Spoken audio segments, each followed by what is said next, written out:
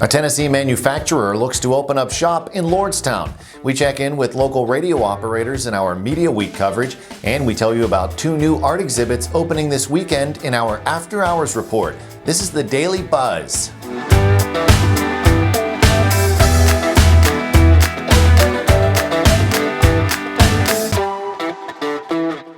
Hello everyone, welcome to the Daily Buzz. I'm Mike Moliterno.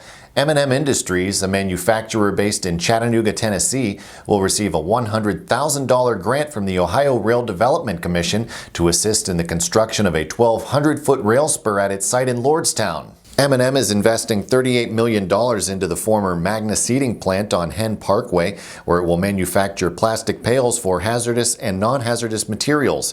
The rail spur will connect its operations to the Norfolk Southern line for shipping. M&M will also be adding 4 large silos on the west side of the property to store raw plastic pellets. When M&M announced it was moving to the Lordstown site in November 2020, it said it planned to begin operations this summer and hire 106 workers within 5 years. The Western Reserve Port Authority is acquiring just under 1,000 acres of property of the former Republic Steel site in Trumbull County, which is being donated by BDM Warren Steel Holdings. Officials with the Port Authority say they are working with the Ohio EPA to conduct due diligence on the site and make plans for potential uses. Today we continue our Media Week coverage at businessjournaldaily.com. In the story, radio turns the dial to face challenges. We hear how radio, which has seen a decline in revenue in recent years, is starting to have a bit of a resurgence thanks to the adoption of smart speakers and more people listening while working or staying home. All week long, we've also been publishing commentary pieces from our Business Journal staff talking about how the pandemic forced them to change how they cover news in the Valley. Reporter George Nelson discusses a presidential campaign like no other, with candidates mostly absent from the Valley. Josh Medor discusses the mad dash to understand and report on the Paycheck Protection Program. Reporter Jeremy Leidick gives his take on how print reporting had to adapt. And yours truly has this column about how our team had to learn to produce video content from a distance. Links to all the articles are available in the description. Capping off our Media Week coverage today is an interview with Joe Danyai, the founder of Youngstown Studio. They recently brought on some big names from other media platforms, such as popular disc jockey Fast Freddy, to host informative podcasts. Danyai says what's great about the internet and social media is that there are no barriers for those looking to self-publish. I got a taste for, there being gatekeepers, that if you wanted to, do a show, it had to run through a company or someone had to give you permission. And then with the advent of how this social media stuff happens, you really don't need to get permission anymore. If you want to publish a book, you self-publish. If you want to put an instructional video together, you go to YouTube, and really all it requires is, nominal amount of equipment to pull that off. You can hear the full interview at businessjournaldaily.com. 2 new exhibits are opening Friday at the McDonough Museum of Art in Youngstown. Maggie Young has the details on what you can expect to find in this week's After Hours report, sponsored by Eastern Gateway Community College. Here's a clip.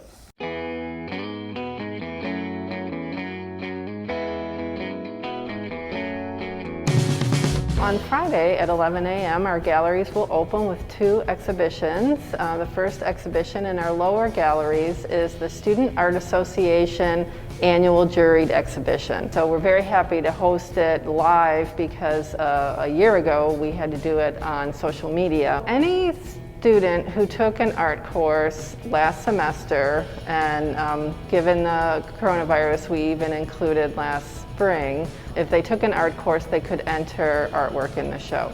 And so we have a huge variety of artworks that were entered, from ceramics to sculpture, printmaking, drawing, painting, runs the gamut. We have a variety of levels of student work too, from students who are just freshmen through seniors. And then in the upper galleries, where we're standing right now in the adjacent gallery, is the Bliss Kids Collective, and the title of that show is Ellipsis. Bliss Kids is actually a collective of artists, many of whom are alumni from the art program. The whole concept was organized by Heather Sino and Steph Blair, who are alumni. And over the last few years, it's really, the size of the group has really grown, and they have artists who are not alumni but are local to the Youngstown area, as well as building more alumni as more people graduate. And so This particular show is each artist has 3 pieces in a series.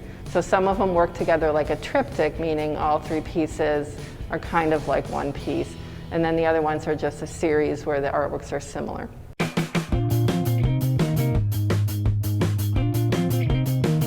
Both shows will be on display for 2 weeks starting tomorrow. You can view them Tuesday through Saturday from 11 a.m. to 4 p.m. You can see the full video at afterhoursyoungstown.com. And that is going to do it for today's Daily Buzz. Be sure to like, subscribe, and leave a comment. If you'd like to dive deeper into any of these stories, the links are available in the description. Thank you very much for watching. I'm Mike Moliturno. 717 Credit Union. Business services designed to meet your daily needs. Commercial loans, business deposits, merchant and payroll services. 717 Credit Union. It's knowing you were treated right every time. Thanks for watching the video. Be sure to like, subscribe, and hit that little bell for notifications. And also make sure to connect with us on Twitter, Facebook, and LinkedIn. For all of your business news, visit businessjournaldaily.com. For all of your arts and entertainment news, go to afterhoursyoungstown.com.